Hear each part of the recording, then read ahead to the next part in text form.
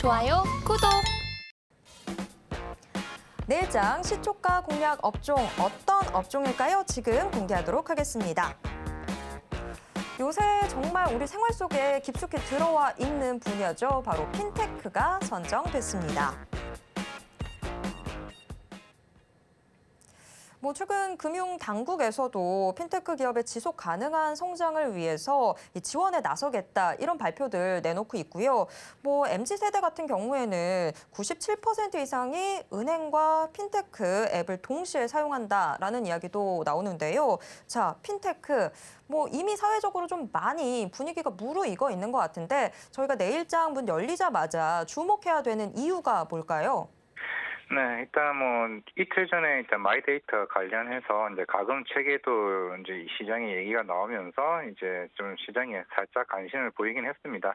일단은 앞에서 말씀드린 것처럼 핀테크나 이런 관련된 금융 플랫폼 자체가 시장에서는 사실 각광받은 게 오래 전이었습니다. 보통 1, 2년, 3년 전으로 돌아가더라도 그 당시 대부분의 이제 애널리스트나 이런 분들이 이제 금융 플랫폼 관련된 빅데이터 시대에 돌입된 부분이니까 이쪽 시장은 더 커질 수 있다라고 생각을 했지만 생각보다 이제 올해 초나 지난 작년부터 크게 시장에서는 크게 부각받지를 못했습니다.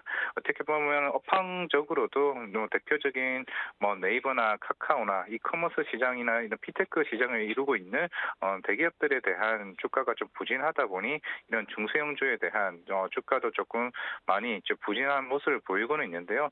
일단은 그런 부분들이 사실 올해는 어느 정도 주가적인 선반영을 좀 했다라고 생각을 하고 있고, 물론 최근에 또 이슈가 되고 있는 챗 GPT라는 이제 시장의 얘기가 나오고 있잖아요. 사실 이런 부분도 이런 그런 빅데이터 기술이나 이런 관련된 데이터 수집이 굉장히 중요하다고 생각을 하고 있기 때문에 내년부터는 관련 이런 기술들에 대한 부분들이 좀 더 가시화되지 않을까라고 생각을 하고 있고, 물론 앞에서 말씀드린 챗 GPT 같은 경우도 아직까지는 정확성에 대한 부분은 조금 문제는 되고는 있습니다. 결국 향후에 이런 신속성이나 정확성과 같은 기술적인 측면이 우위에 있는 업황에 있는 종목들이 좀 시장에 좀 크게 눈을 뜰 가능성이 높기 때문에 지금부터라도 조금씩 이제 하나씩 이제 좀 접근해야 되는 게 아닌가라고 생각해서 오늘 이 종목을 한번 들고 와봤습니다.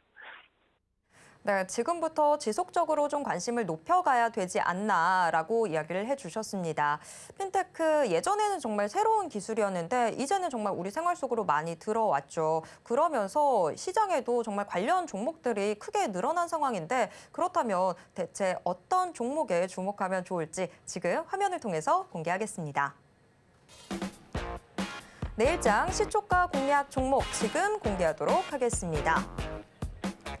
민간 기업 최초로 데이터 전문기관에 예비 지정되기도 했던 종목이네요. 쿡콘이 선정됐습니다. 네, 쿡콘 오늘 시장에서 아무래도 하락세를 나타내고 있습니다. 시장이 빠지다 보니까 쿡콘도 당연히 그 영향 받고 있는 모습인데요. 쿡콘 그래도 오늘 장 초반에는 낙폭이 이렇게까지 크지는 않았었는데 시간이 지나면서 서서히 하락세를 좀 띠고 있는 모습입니다. 지금 현재는 33,200원 선 기록하고 있는 모습입니다. 네, 내일장 시초가 공략 종목으로 쿡콘이 선정이 됐습니다. 아무래도 이 마이데이터 사업으로 인해서 좀 이름을 알린 종목이 아닌가라는 생각도 드는데, 자, 쿡콘 우리 시청자분들이 주목해야 하는 이유가 뭘까요? 일단 쿡콘 앞에서 일단 업황 선정 이유에 대해서 일단 말씀을 드렸고, 이제 이 회사 같은 경우는 간단하게 초반 설명을 드리자면 우리가 이제 뱅크 샐러드나 토스나 카카오뱅크나 아마 차를 중고차나 이런 시세나 자기 차에 대한 시세 그리고 대출 한도 아니면 보험 비교 서비스 등과 같은 부분들을 이런 그런 토스나 이런 관련 어플에서 아마 해봤을 겁니다. 결국에는 그에 대한 데이터를 어디서 수집해오냐라고 생각을 했을 텐데 그게 다 대부분 쿡콘에서 이제 기술을 이제 가지고 오는 부분입니다. 그거를 API 형태라고 얘기를 하는데 이게 어플리케이션 프로그래밍 인터페이스라고 해서 일단 만약에 뱅크 샐러드가 우리 일단은 큰 보험이나 차량 시세나 이런 대출 한도 관련해서 여러 은행이나 증권사나 2금융과 3금융에 대한 한도나 신용 등급에 따른 그런 부분을 비교를 해야 될 텐데 그때 데이터를 수집하고 있는 회사가 우리나라에서는 쿠폰밖에 없습니다. 결국에는 실제로 뱅크샐러드가 이걸 쓰려고 하게 되면 API 도입비를 내야 되고 그러면 월간마다 이제 이 회사가 이번 달 동안 얼마만큼 고객들이 이 데이터 서비스를 썼느냐에 따라서 이제 수수료를 부과하게 됩니다. 이런 구조로 나오기 때문에 도입비 플러스 월 기본 수치로 하고 있는 어떻게 보면 좀 단순한 이제 매출 구조로 보이고 있고요. 일단은 그렇게 되면은 결국에는 이 회사가 향후에 더 주가가 가기 위해서는 이런 API 고객사들이 계속 증가하는 추세가 나와야 주가가 좀 더 많이 갈 수 있을 것으로 보이고 있고요. 마이데이터 같은 경우는 일단 사업 허가 기간이 떨어진 게 28개 기간밖에 없습니다. 뭐 국민은행이나 뭐 농협이나 뭐 여신, 금융투자, 뭐 저축은행, 뭐 핀테크 회사 있는데 대표적인 핀테크 회사가 이제 쿠콘이라고 말씀을 드릴 수가 있을 것 같고 뭐 카카오나 뭐 네이버나 이런 대형 기관들도 이 회사에 대한 고객사라고 말씀을 드릴 수가 있을 것 같습니다.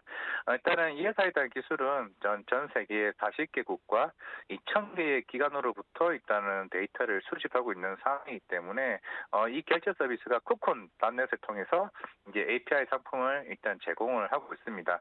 대부분 B2B 구조라고 좀 보시면 될 것 같고 그렇기 때문에 쉽게 고객사가 갑자기 해지하는 케이스는 거의 없다라고 좀 보시면 될 것 같고요.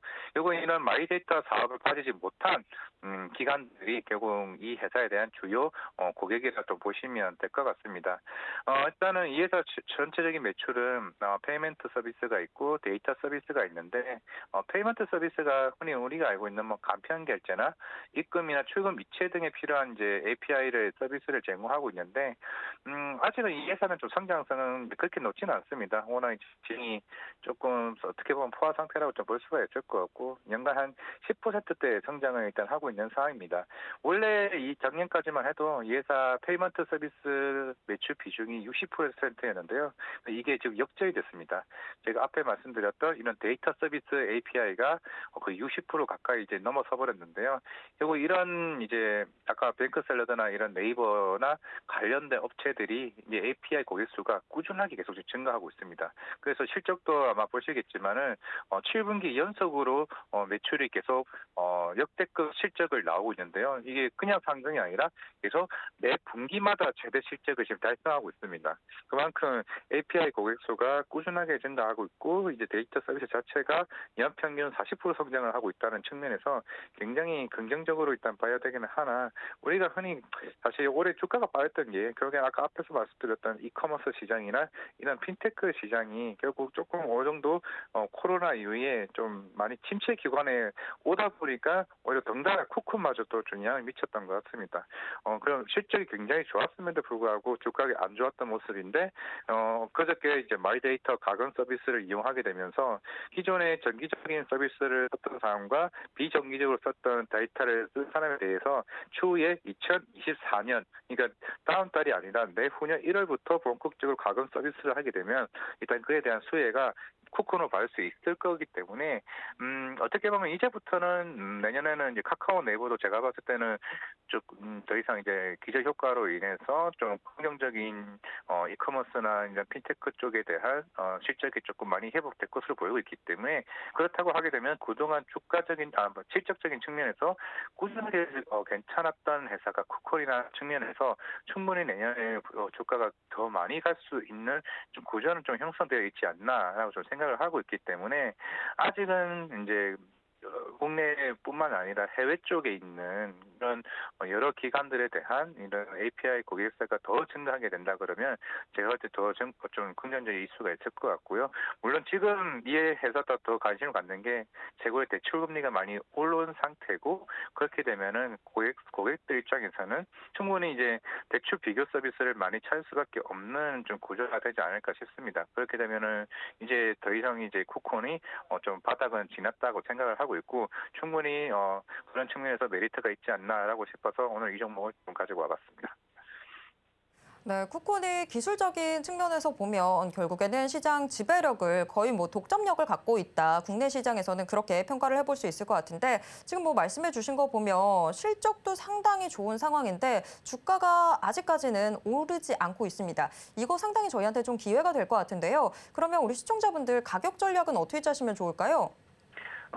일단 당장 내일이라도 일단 수익을 볼 수 있는 상황이고요. 최근에 어느 정도 거래가 붙었다는 것 자체가 이제 아직 시장에서 쿠폰이 몰랐던 측면에서 쿠폰이라는 회사가 마이데이트에 대한 또 한 번 좀 관심을 가지기 시작했다는 측면에서 조금은 이제 수급이 탄력이 좀 붙을 수 있을 것 같고요. 그리고 올해가 끝나고 내년에 시작된다는 점, 그리고 결국에는 이런 빅데이터에 대한 수요가 생각보다 다시 좋아질 수 있다는 측면이 내일 당장이라도 좀 탄력을 좀 받을 수 있다라고 생각하고 오늘은 잠시 쉬었다 간다는 좀 생각을 좀 하면 좀 괜찮지 않을까 싶습니다. 일단 내일 시초가 목표가는 한 36,000원 좀 제시할 수 있을 것 같고요. 그래도 혹시 모르니까 차익 시장 나올 물량도 있다는 보니까 손절가는 31,000원 정도면 괜찮지 않을까 좀 생각하고 있습니다. 좋아요, 구독!